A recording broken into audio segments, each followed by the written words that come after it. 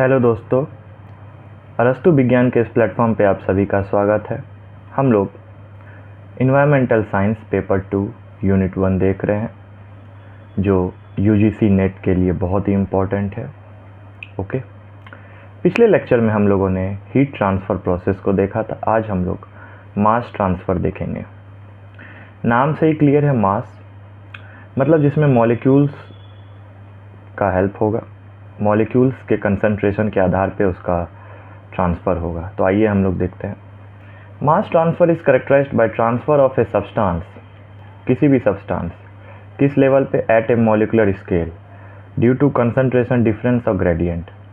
मान लीजिए किसी का कंसंट्रेशन ज़्यादा होगा तो ज़्यादा से कम की तरफ वो चला जाएगा। जैसे एग्जांपल देखिए, diffusion of ink in water. मान लीजिए पानी है, पानी में हम लोग इंक हल्का सा डाल देते हैं तो वो इंक क्या करता है, धीरे धीरे उस पानी में मिलने की कोशिश करता है। इसी को हम लोग मास ट्रांसफ़र कहते हैं। अच्छे से समझिएगा, in mass transfer movement is caused by difference in concentration of the substance between two region. दो रीजन का क्या डिफरेंस है, उसके आधार पे मास का ट्रांसफ़र होता है।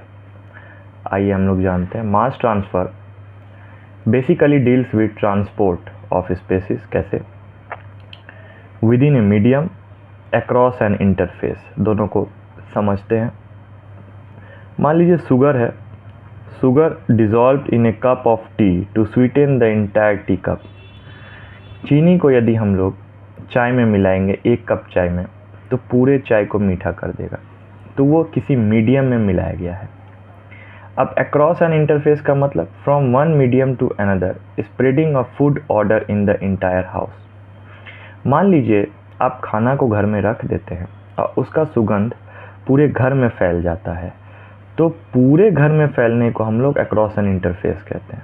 ठीक है, और ये किसी एक कप चीनी में इसका मिठास फैला था, तो ये दोनों में यही मीडियम डिफरेंस है। अब हम लोग जानते हैं टाइप मास ट्रांसफ़र का। 3 टाइप्स के होते हैं। एक होते हैं diffusion, convective, phase change. Diffusion हम लोग बचपन से पढ़ते आ रहे हैं। ये भी 2 टाइप्स के होते हैं। एक होता है मॉलिकुलर डिफ्यूजन, एक होता है एडी डिफ्यूजन। अब मॉलिकुलर डिफ्यूजन को यदि हम लोग बांटते हैं तो 4 टाइप्स का होता है। एक होता है ऑर्डिनरी, जो कंसंट्रेशन के आधार पे मिक्सचर में मिलता है। एक होता है थर्मल, जो टेम्परेचर के आधार पे एक जगह से दूसरे जगह जाता है। एक होता है प्रेशर, जो प्रेशर के आधार पे चेंज होता है। फोर्स्ड, यदि कहीं एक्सटर्नल फोर्स लगा जाए तो कंसंट्रेशन चेंज हो जाएगा। ठीक, हम लोग इसको और डिटेल में जानते हैं। आइए, मान लीजिए कोई मॉलिकुलर डिफ्यूजन है, तो इसमें ट्रांसफ़र जो होगा from a region of high concentration to region of low concentration in a mixture of liquid और गैस। मान लीजिए कोई लिक्विड का मिक्सचर है या गैस का मिक्सचर है, तो ज़्यादा से कम की तरफ यदि मॉलिक्यूल का ट्रांसफ़र हो रहा है, इसको मॉलिकुलर डिफ्यूजन कहते हैं। और ये हम लोग बचपन से पढ़ते आ रहे हैं, 7-8 से। ठीक है, तो इसको जानने में आपको डिफ़िकल्टी नहीं होगा। नेक्स्ट है एडी डिफ्यूजन। एडी डिफ्यूजन का मतलब क्या होता है कि एडी डिफ्यूजन के अंदर जब भी मास का ट्रांसफ़र होगा तो one of the diffusion fluid is in turbulent motion. Turbulent motion बहुत ही तेज़ी से होता है, घुमावदार होता है।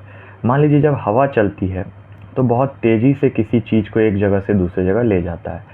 मॉलिकुलर डिफ्यूजन में क्या होता है, वो अपने आकार और समय के हिसाब से ट्रांसफ़र करता है। जैसे जैसे उसको जगह मिलता है वो ट्रांसफ़र होता है, लेकिन टर्बुलेंट मोशन में ऐसा नहीं होता, बहुत तेज़ी से ट्रांसफ़र करवाता है। ठीक है, तो टर्बुलेंट मोशन का मतलब यही होता है। इसको हम लोग एडी डिफ्यूजन कहते हैं।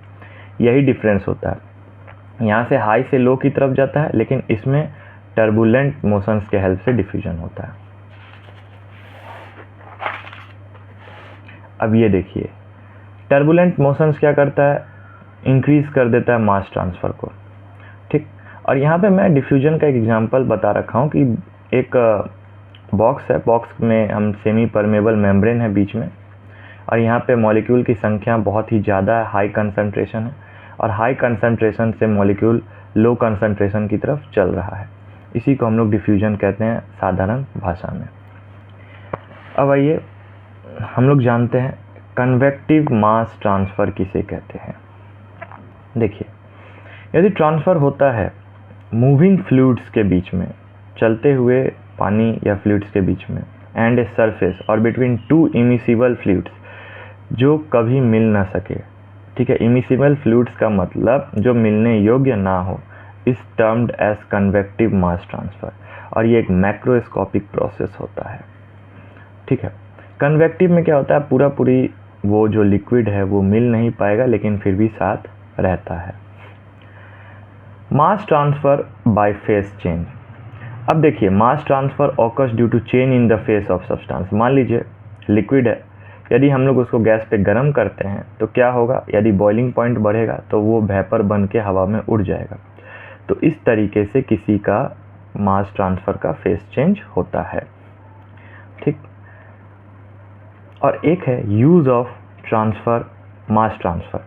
तो मास ट्रांसफ़र का हम लोग कहाँ कहाँ यूज़ कर सकते हैं। मान लीजिए किसी रॉ मटेरियल का यदि प्यूरिफिकेशन कर रहे हैं तो वहाँ पे हम मास ट्रांसफ़र का यूज़ कर सकते हैं। ठीक, और final separation of products from और बाय प्रोडक्ट्स। मान लीजिए किसी भी प्रोडक्ट का हम लोग सेपरेशन कर रहे हैं तो वहाँ पे हम लोग मास ट्रांसफ़र का यूज़ कर सकते हैं।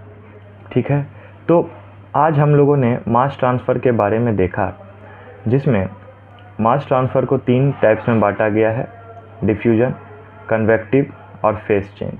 ठीक है, तो ऐसे ही छोटे छोटे लेक्चर को देखने के लिए आप हमारे साथ बने रहें।